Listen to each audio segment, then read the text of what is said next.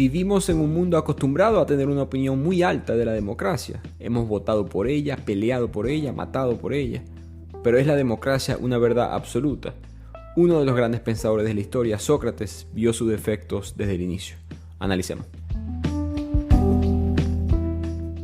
Bienvenidos a este episodio de Bibliotequeando. Les habla su anfitrión Ricardo Lugo. Gracias por escuchar este podcast que resume y discute libros. Si quieres seguir aprendiendo aún más a través de la lectura, puedes suscribirte al canal de YouTube, seguirme en las redes @bibliotequeando, también suscribirse al blog donde analizo y resumo libros y ponerle como siempre 5 estrellas al podcast para seguir apoyando este concepto y seguir apoyando la lectura. Hoy les traigo este pedazo del libro La República de Platón, una de sus obras más famosas, donde él explora distintos pensamientos filosóficos que se debatían en la época de la antigua Grecia. Platón, por supuesto, estudiante de Sócrates, esa línea siempre fue muy interesante. Sócrates, el fundador en verdad de la filosofía occidental, le enseña a Platón. Platón se convierte en el profesor de Aristóteles. Aristóteles se convierte en el profesor de Alejandro Magno. Toda esa línea, a través de unos 120 años aproximadamente, hay una unión entre Alejandro Magno y Sócrates. Alejandro Magno, por supuesto, siempre muy conectado a la cultura griega como hombre macedonio. Como mencionamos en el episodio de El infinito de un junco, él dormía con la Ilíada debajo de su almohada, con una daga, adoraba a Aquiles, estaba obsesionado con esa historia. Entonces la antigua Grecia está en este punto explorando ideas, surge la democracia, surge la filosofía. Y Sócrates, que cree en la oralidad, no cree en la escritura, nunca escribe sus pensamientos. Entonces, gracias a Platón, es que sabemos las ideas de Sócrates. Y muchas de las historias que Platón escribe, donde Sócrates está discutiendo distintos temas con otros personajes, a través de esas, digamos, cuentos cortos, filosóficos, pero cuentos, es que aprendemos las ideas de Sócrates, entre otros escritos que quedaron marcados sobre él. Muy parecido a quizás las religiones con Jesucristo o Mahoma en el Islam. En el caso de Cristo, él tampoco escribió, por razones parecidas. Sabía escribir, por supuesto, un hombre hablaba 3 idiomas, pero nunca decidió dejar sus enseñanzas por escrito. En el caso de Mahoma era una historia diferente. Él sí era un campesino que no tenía acceso era analfabeta en esa época, no sabía leer o escribir. Por lo tanto, todos estos grandes pensadores de la historia, sabemos sus pensamientos gracias a lo que estaban a su alrededor, que escribieron las cosas que reportaron. Ahora, es importante entender lo que significaba la democracia en Atenas, porque para ti y para mí, en el 2024, elecciones son para nosotros sinónimo de democracia. Eso no es necesariamente verdad y así no arranca. En Atenas, recordemos, estamos aproximadamente en el siglo V a.C., las elecciones en verdad eran un papel pequeño dentro de la democracia. Era un sistema democrático donde las elecciones, con el pasar del tiempo, con el crecimiento de la población, crecen, ¿verdad? La importancia de lo que significa elección y democracia, pero no son sinónimos para alguien de Atenas de aquella época. A diferencia de las democracias representativas comunes de hoy en día, donde los votantes, nosotros elegimos a un líder para dictar leyes y decisiones en nuestro nombre, en teoría, Atenas tenía una democracia que se llama directa, que fomentaba la participación a través del principio cualquiera que lo desee. Estoy hablando entre comillas, así se llamaba, cualquiera que lo desee. 30.000 ciudadanos había en Atenas en aquella época, elegibles, mejor dicho, disculpen, hombres mayores de edad, que no eran esclavos, en verdad solamente era un 10-20% de la población, pero de esos 30.000, cualquiera de esos 30 podía asistir a la reunión de la Asamblea General varias veces al mes, llamada la Eclesia. Entonces imagínense, estamos hablando de 30.000 ciudadanos, aunque no todos iban a todas las reuniones, se estima que 6.000 asistieron a cada sesión, pero estamos hablando de miles de personas que tienen el derecho a dirigirse con sus conciudadanos, dar su opinión, proponer una ley, iniciar una demanda pública. ¿Cómo sabes qué problema resolver primero? Eso se convirtió en un tema muy complejo, por lo tanto inventan el boule, que era un compuesto de ciudadanos seleccionados por sorteo, al azar. Se elegían a distintos ciudadanos y se proponía, o mejor dicho, esos ciudadanos que fueron elegidos no por habilidades, sino por sorteo, totalmente por suerte, ellos después decidían cuáles son las leyes que se iban a proponer, cuáles son las entidades que se iban a supervisar, cómo iba a ser la administración diaria del gobierno. La idea era tener distintos puntos de vista y el azar era una manera de tocar los distintos rincones de la sociedad. Pero lo importante aquí, lo que tiene más que ver con el argumento socrático. Es que no había un sistema presidencial como el que conocemos hoy en día en la antigua Atenas. Porque en lugar de ellos elegir un presidente, los ciudadanos atenienses ellos votaban directamente sobre cuestiones específicas, leyes, políticas públicas, decisiones de irse a guerra o no, tratados internacionales. La asamblea se reunía regularmente, generalmente varias veces al mes, y cualquier ciudadano podía hablar y votar sobre las propuestas. Así que eso es muy importante entenderlo. Es un sistema totalmente diferente a lo que tú y yo quizás consideraríamos democracia. No lo considero antidemocrático, pero es un sistema totalmente separado de la realidad moderna del siglo XXI. Y con eso llegamos a Sócrates, porque hay que entender qué es lo que Sócrates está criticando. Y a mí siempre me pareció esto muy curioso. La antigua Grecia tiene dos grandes logros ideológicos, culturales en la historia, la democracia y la filosofía, pero ambos fueron desconfiados del otro. La democracia no le gustaba y la filosofía no le gustaba la democracia, porque la filosofía debate. La filosofía siempre está haciendo preguntas, por definición duda de cualquier idea. Y la democracia, que entre otras cosas es un sistema con el cual puedes conseguir el poder y mantenerlo. Bueno, el que tiene el poder no le gusta que haya personas haciendo muchas preguntas de cómo consiguieron ese poder, cómo buscar nuevas maneras de conseguir el poder. Eso nunca beneficia al status quo. Por lo tanto, siempre hubo un conflicto y Sócrates, el padre fundador de la filosofía griega, el padre de la filosofía occidental, yo lo he dicho, ese es su título en demasiados textos para yo cambiarlo, pero tengo tiempo argumentando que el occidente empieza con el cristianismo, con el imperio romano, el santo imperio romano. Antes de eso estamos en una Europa para nada con los valores humanistas del occidente de hoy en día y una Grecia específicamente mucho más conectada al norte de África y a lo que llamamos hoy en día el Medio Oriente. Así que para mí Sócrates, Platón, estos no son pensadores del occidente, son pensadores que geográficamente hoy en día estuvieran en el occidente, pero en su momento no eran occidentales. Sería como llamar a un inca latinoamericano en el 11 de octubre de 1492. Pero empecemos con el detalle de Sócrates, el argumento de Sócrates dentro de la República. Sócrates está teniendo, que es un cuento que él está teniendo una conversación con Adamantis, otro filósofo, otro hombre, ciudadano griego, y Sócrates está tratando de despertarlo, de que se dé cuenta de los defectos de esta nueva idea griega llamada la democracia. Sócrates empieza comparando a la sociedad con un barco. Le pregunta, imagínate que tú vas a emprender en un viaje por mar. ¿Quién te gustaría que estuviera a cargo del barco? ¿Cualquier persona o gente educada en las normas y las exigencias de la navegación marítima? Adamantis le dice, bueno, no, por supuesto, los educados. Y Sócrates, bueno, entonces ¿por qué seguimos pensando que cualquier persona debería ser apto para juzgar quién debe ser el gobernante de un país? El argumento o el punto de vista de Sócrates es que votar en una elección es una habilidad, no es intuitivo. Y como cualquier otra habilidad, es necesario enseñarla sistemáticamente a las personas. Dejar que los ciudadanos voten sin educación es tan irresponsable como ponerlos a cargo de un barco en medio de una tormenta. Todo el mundo va a morir. Y me parece que no es coincidencia que Sócrates siempre menciona este ejemplo del barco en medio de una tormenta específicamente. Eso es una analogía de la democracia, que hay que medirla cuando las cosas están difíciles.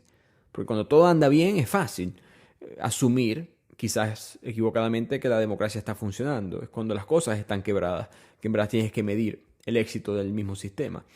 Poéticamente, Sócrates va a terminar siendo una de las víctimas de la democracia, del mal manejo de un barco democrático, porque recordemos que el filósofo fue juzgado por acusaciones falsas de corromper a la juventud de Atenas. Él va a juicio y la decisión fue basada democráticamente. Fue un jurado de 500 ciudadanos de Atenas. El voto fue 56% culpable, 44% inocente. El mismo Sócrates reportó que él pensó que iba a ser mucho peor, que no tenía ningún tipo de probabilidad de ganar ese juicio después de las evidencias tan falsas que le habían traído. Se notaba que había una ideología bastante parecida a la Inquisición en ese momento para acabar con Sócrates. Fue ejecutado famosamente por envenenamiento, algo tan trágico para la comunidad filosófica como lo fue más adelante la muerte de Jesús para el cristianismo, un falso juicio para castigar a un inocente por razones políticas. Antes de continuar con este episodio, quería anunciarles algo que me da mucha emoción, que es que siempre he querido tener estas conversaciones sobre los libros, literatura, filosofía, historia con ustedes. Por lo tanto, que tienen tiempo pidiéndomelo, he decidido empezar este club de lectura de Bibliotequeando. Vamos a reunirnos una vez al mes, virtualmente, por supuesto. La idea es que todos nosotros, conmigo, podamos conversar todos estos temas. No van a ser una cantidad excesiva de gente al mismo tiempo, porque si no pierde la dinámica. La idea es que todos podamos participar, así que si se necesitan hacer más de una sola reunión al mes para que podamos dividirnos en grupos, lo haremos. Pero esto va a ser un beneficio exclusivamente para los miembros de Patreon. Pueden unirse a Patreon, donde tendrán además un episodio exclusivo adicional al mes y también artículos y otros beneficios dentro de Bibliotequeando. El link lo pueden conseguir en la descripción de este episodio, descripción del podcast, igualmente en la biografía de Instagram. Así que espero verlos en este club de literatura de Bibliotequeando. Haremos libros que no hemos hecho, que no he resumido en el podcast, también uno que otro que ya ha pasado en esta ya larga lista de libros. La idea es que podamos todos tener una conversación bastante interesante. Así que los espero en Patreon. Running a business comes with a lot of what ifs. But luckily, there's a simple answer to them. Shopify. It's the commerce platform behind millions of businesses, including Thrive Cosmetics and Momofuku. And it'll help you with everything you need. From website design and marketing to boosting sales and expanding operations, Shopify can get the job done and make your dream a reality. Turn those what ifs into... Sign up for your $1 per month trial at shopify.com/special offer. In golf, precision is everything, on and off the course. PGA of America chose advanced 5G solutions from T-Mobile for Business for smooth operations and seamless transactions. Together, we enhance ticketing and concessions for better fan experiences from gate to green. This is pro-level efficiency. This is PGA of America with T-Mobile for Business. Take your business further at T-Mobile.com/now. Volviendo a Sócrates, es importante aclarar, él no era un elitista, ese era Platón. Platón sí era elitista, si recuerdan el episodio con Juan Denis, que habla de cómo Platón solamente le daba clases a las personas de apellido, de nombre, en la sociedad de Atenas. Sócrates lo que quería insistir es que se debería de permitir el derecho al voto solamente a aquellos que tuvieran la habilidad de pensar de manera racional y profunda. La democracia está basada en geografía, es por nacimiento. Para Sócrates debería estar basada en intelecto. Le estamos dando el voto a todos sin importarnos los niveles de sabiduría y eso traería eventualmente la demagogia. Esa práctica política de ganarse con halagos el favor popular. Sócrates sabía que eso iba a existir en la democracia y que esas personas que iban a tener una búsqueda corrupta del poder se iban a aprovechar de eso, de simplemente buscar ser elegidos explotando el deseo de las masas. Él da otro ejemplo. Sócrates dice, imaginémonos un debate electoral entre dos candidatos. Uno es un doctor, un médico, y el otro es el dueño de una tienda de dulces, de una confitería. El dueño de la confitería, en el debate, dirían, bueno, miren este doctor, esta persona aquí te ha hecho muchos males, te lastima, te das pociones amargas, te dice que no comas, que no bebas lo que quieras, nunca te sirve grandes banquetes de dulces agradables como yo lo haría. Voten por mí. Sócrates dice, si la audiencia tiene que escuchar el argumento a favor del doctor, el doctor en verdad no tiene un argumento bueno, lo va a tener, pero va a ser racional. No va a tener un argumento que las masas se derritan por él mismo. El doctor probablemente dirá algo parecido a que, bueno, miren, esto te va a causar dolor y tendrás que hacer distintas cosas en contra de tu propia voluntad, pero es por tu bien. La gente reaccionaría totalmente en contra, con un gran revuelto. Yo decido por mí mismo, yo decido lo que es el bien, no te interfieras conmigo mismo, individualismo, etc. Como resultado, hoy en día hemos elegido a muchísimos dueños de tiendas de dulces y a muy pocos doctores. Y nuevamente, no estamos a favor de la autocracia, no estamos a favor de dictaduras, ni mucho menos en este debate, con este argumento de Sócrates. Lo que Sócrates está haciendo es rechazando a esa democracia de su tiempo porque él ve que va a ser un gobierno manejado por las masas, un sistema que sigue los impulsos equivocados de los ciudadanos en lugar de perseguir un bien común de manera racional. Lo que la masa quiere, lo que los racionales quieren puede estar en conflicto, porque si esté en conflicto con las masas no significa que está siendo racional. Sócrates entiende eso también, pero él sostiene que la sociedad no funcionará hasta que los filósofos se conviertan en los líderes, o nuestros líderes se conviertan en filósofos. La advertencia final de Sócrates como mensaje es que si les permitimos a todos el voto, los líderes hábiles y sabios van a ser reemplazados por personas que hoy llamaríamos populistas. Personas que ofrecen soluciones simples, soluciones populares a problemas extremadamente complejos que ellos mismos no entienden. Ahora, en este punto hemos solamente mencionado los problemas de Sócrates con la democracia, pero ¿qué es lo que él en verdad creía? ¿Cuál sería el sistema ideal o cuál es la modificación que hay que hacerle a la democracia para que sea más óptima para nosotros?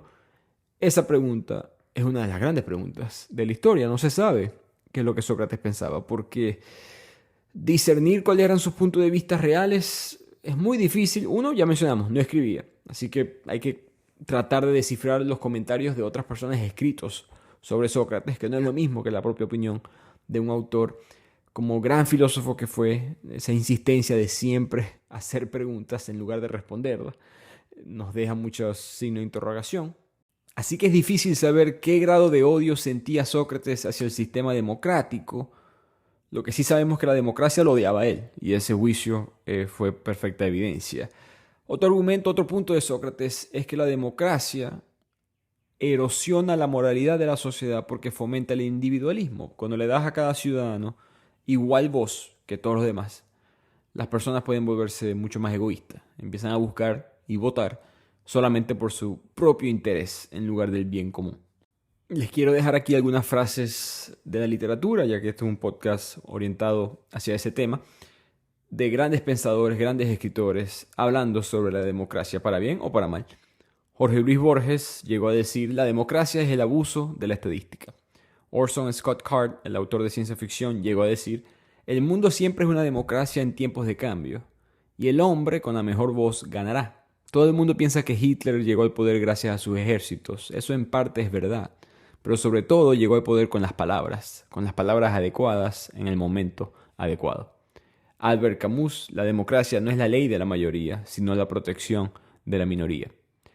George Bernard Shaw: la democracia es un dispositivo que garantiza que no seremos gobernados por alguien mejor de lo que merecemos.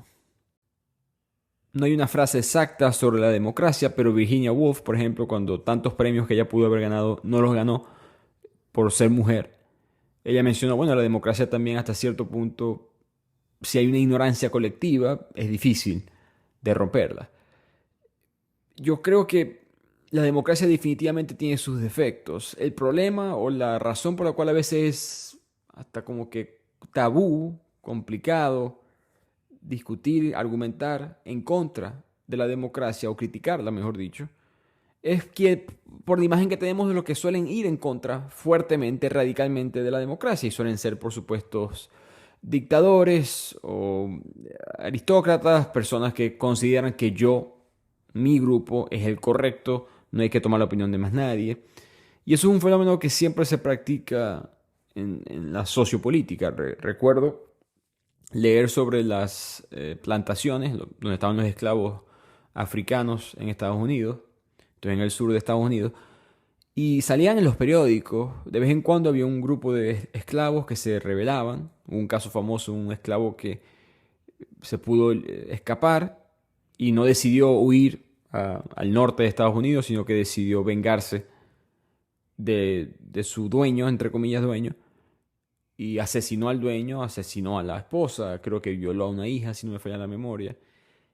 Y los periódicos al día siguiente mostraban a ese africano, a ese esclavo, y decían: se fijan, esto es lo que ustedes quieren, que sean libres. Así funciona la censura o evitar la crítica a los sistemas que todos consideramos perfectamente, digamos, normales, o hasta un credo, en este caso político.